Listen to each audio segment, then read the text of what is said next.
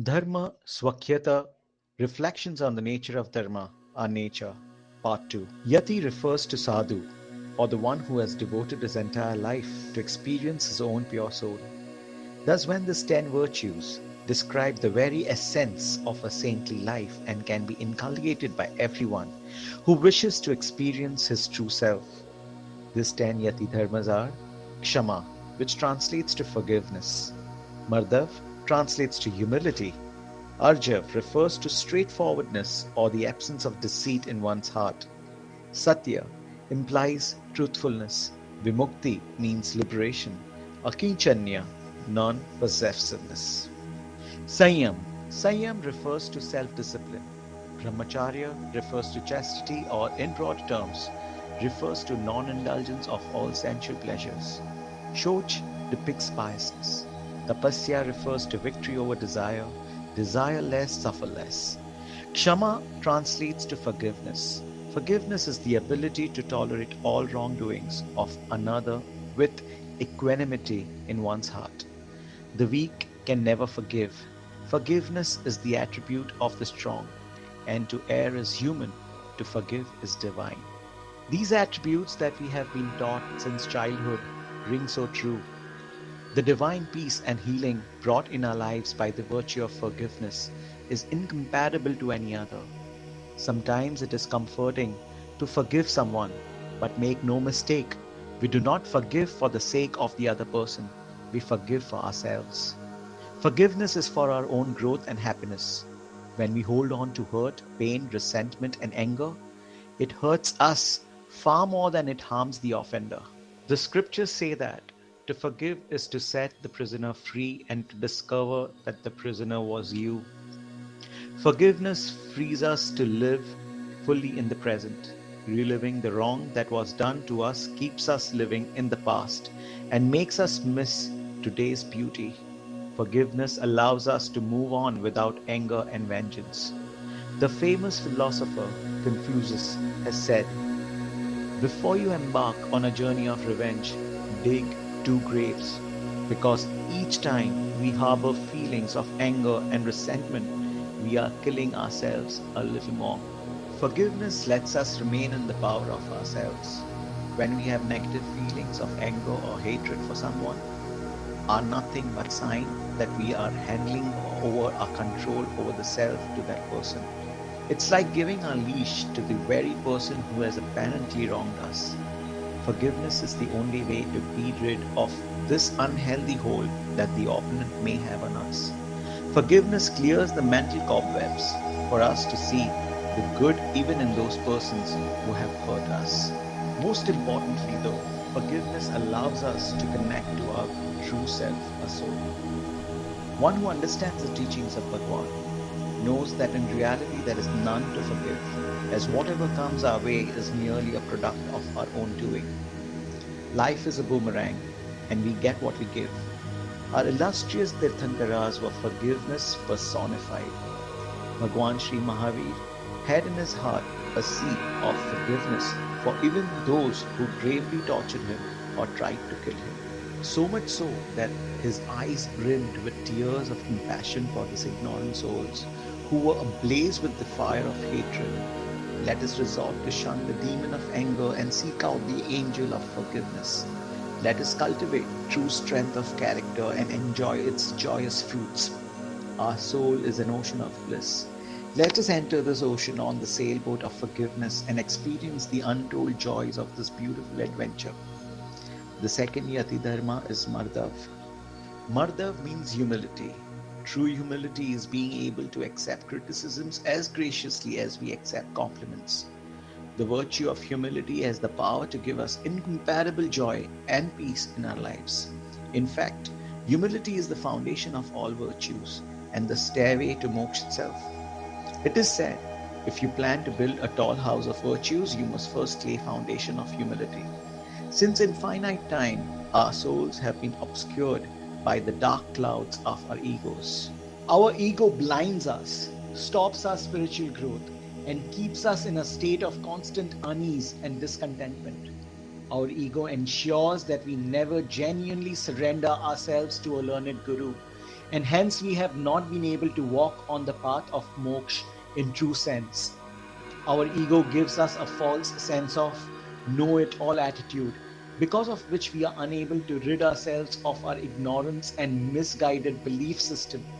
As the famous Greek philosopher Socrates puts it, true knowledge exists in knowing that you know nothing. Only after we are able to cultivate the virtue of humility and accept our ignorance can we genuinely gain knowledge from a learned guru. In the essence of a famous quote, that pride encourages you to scream, "That's just the way I am," and hopes that you don't hear the soft whisper of humility asking, "Yes, but is that the way you should be?" Moksha is nothing but liberation from our weaknesses, and experience bliss is to cultivate humility. Our vanity keeps us wanting for acknowledgement and importance, and hurt us deep when we don't receive it. To relieve us from this miserable state, the scripture called Gyansar states, Yadi tvam gunena purna, tarhi tam kimartha stuti kamyasi. Yadi tat tvam gunena purna, asi tarhi sutya ka avashyak. If you are not complete in virtue, why do you desire praise? And if you are complete in virtue, what is the need for praise? Our ego gives birth to expectations, which in turn feeds frustration. Because of our egos, we develop an unhealthy attachment to people, things, and outcomes that we think we can control but can't. Let us learn to accept that we are not perfect.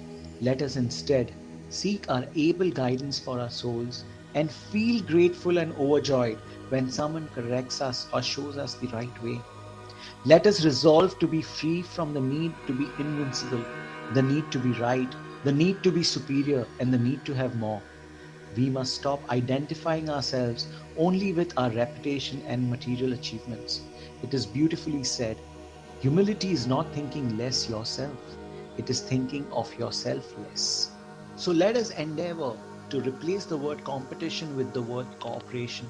Let us learn to be more respectful of others and their needs. With practice, we will surely experience the power that the single virtue of humility has to alleviate in all our internal pain and suffering, and soothe our soul with leading us towards divine bliss and happiness. On reflecting upon the benefits of Kshama and Martav in the previous article, it makes us want to know more about the other Yati Dharmas. Understanding all 10 Yati Dharmas will help us in developing ourselves and evolving spiritually by imbibing them in our lives.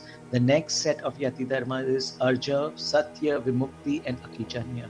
Arjav refers to straightforwardness or the absence of deceit in one's heart.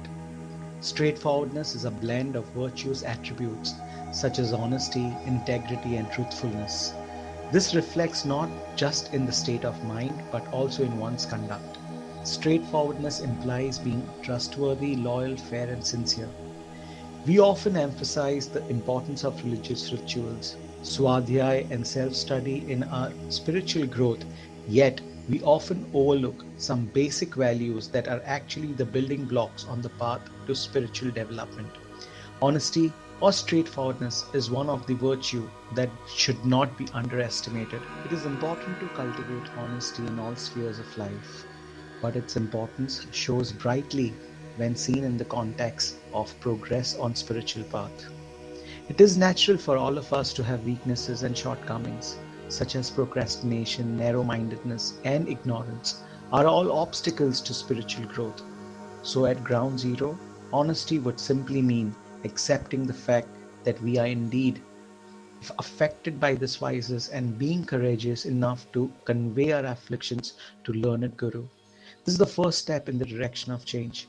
Facing up to our miserable spiritual state honestly awakens us to the great need for transformation. Till we do not introspect upon our shortcomings, we are never going to be able to straighten out the creases on the fabric of our soul. Honesty helps us look at this stark truth. We must ask ourselves, have we ever observed how we labor hard to build and sustain a false self-image of ourselves? Have we ever felt a need to mentally rehearse our dialogues before engaging in a discussion? Do we ever try to manipulate our actions in a way that we are perceived in a particular way regardless of whether that is really us or not. All this image oriented thinking is as colossal waste of time and energy and a source of stress and anxiety. The answer to all this waste of energy is simple: to just be sincere, forthright, and honest. Without the attitude of honesty, we end up straining our relationships with others, lose credit and standing, and most importantly, we are unable to introspect fully well. We can begin nurturing the virtue of honesty by trying to overcome the habit of unconscious lying and self-deception. We can start by abandoning all kind of white lies and so-called diplomacy to embrace forthrightness.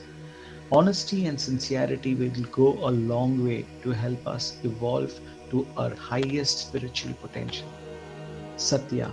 Satya implies truthfulness. Although this dharma is at number 7 in the sequence of 10 yati dharmas, it is based on honesty. Truthfulness does not require much explanation, and we have always been taught since childhood to speak that which is true and in accordance with reality.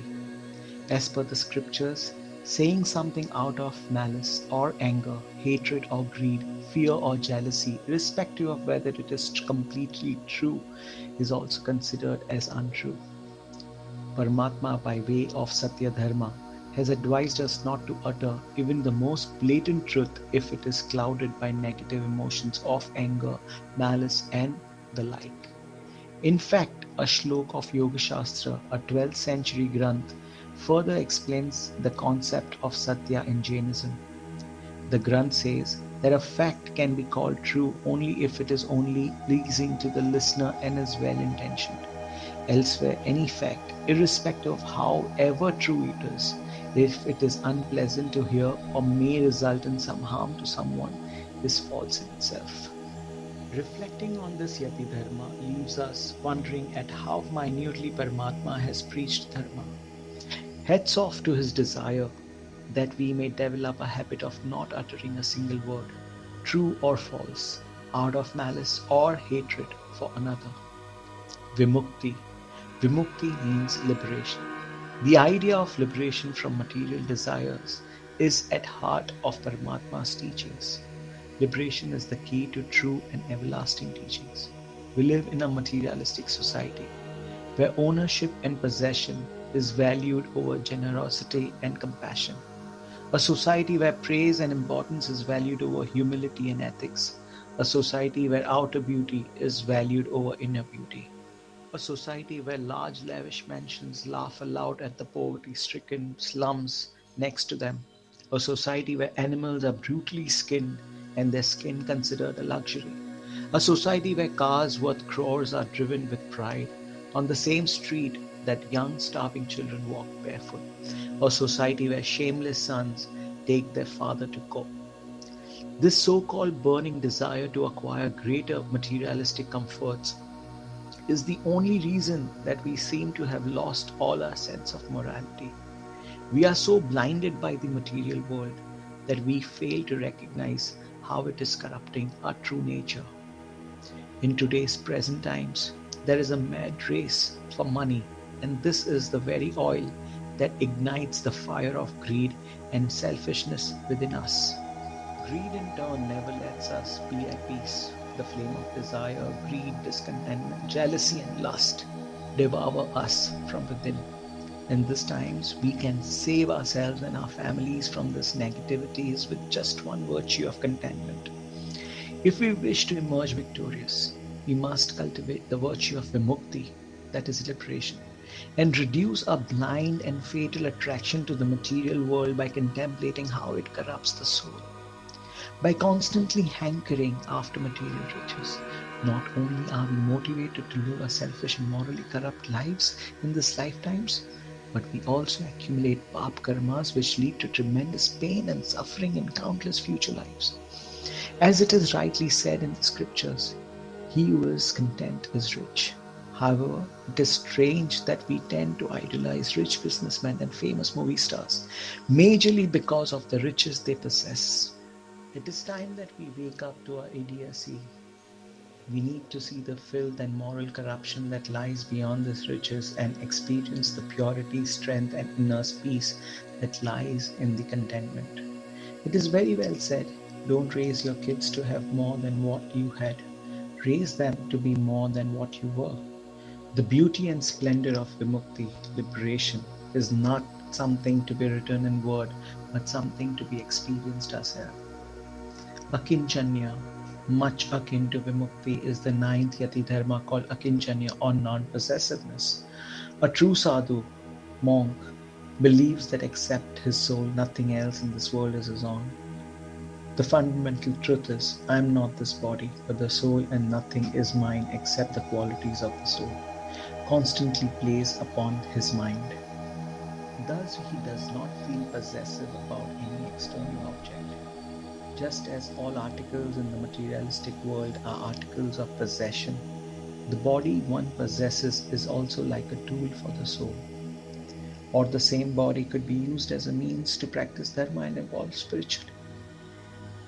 In fact, upon taking diksha, a sadhu renounces that aspect of his body which acts as a tool for hinsa and other sins and vows to use the same body as the means of carrying out dharma. If we reflect upon this yati dharma, we realize that most of our sorrows and sufferings are a result of possessiveness. This one vice of possessiveness is at the root of a host of other vices such as jealousy and selfishness. If we can try for once to let go what we have instead of accumulating more each day, we shall know that true happiness lies not in possessing. True happiness lies in leaving even that little what we have. This will surely leave us wondering at how beautifully Paramatma has shown the way from bondage to liberation, from sansar to moksha. After learning about the Yati Dharmas of Arjav, Satya, Vimukti, and Akinchanya, that tell us how to reach the point of detachment between the soul and the body. Next, we learn how to discipline the soul by practicing the remaining 4 out of the 10 Yati Dharmas that the benevolent Tirthankaras have preached. These remaining 4 Yati Dharmas are Sanyam, Brahmacharya, Shauch, and Tapasya.